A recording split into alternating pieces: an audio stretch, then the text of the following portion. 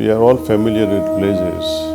Joys, we sometimes misunderstand it and mix it up with pleasures. What about bliss? Have you ever experienced bliss? Meditation makes it possible to experience bliss. How are you feeling at the moment? Not just passing of thoughts, but your inner nuances, how peaceful you are, how calm you are, how still you are, how happy you are, how joyful you are, how blissful you are. See, there is a whole spectrum of all these things. Most people cannot differentiate, even literally, the nuances between happiness, joy, bliss. But if we continue to pay attention, we may not know the words, but you will be able to say this is lighter, this is grosser, this is mediocre. Similarly, if you are feeling sad, find the spectrum of the sadness. My comment here is feeling good or bad, not only on the part of this physical body, but this settling and unsettling goes on at a mental, emotional, and spiritual level as well.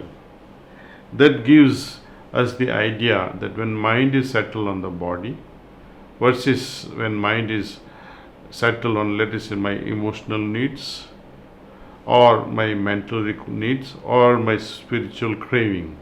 That's why these words of pleasure, joy, bliss,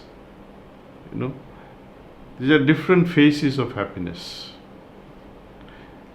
The way we are identifying ourselves, how our mind settles, if it settles on the bodily requirement,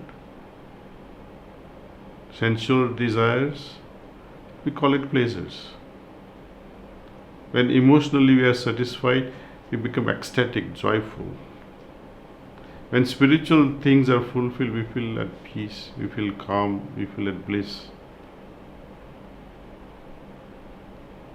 So, identification of our mind with all these planes creates a different states, which are given different words.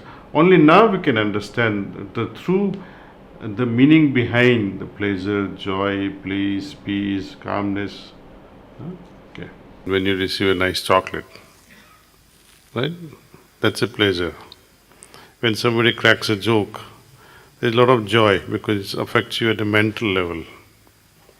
Chocolate affects you and, makes your taste buds happy. So we use the word pleasure.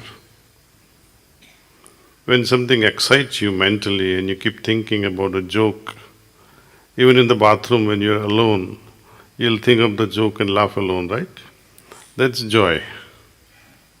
But when your heart is melting away and you're in a totally carefree state, that's bliss, and that is triggered by grace.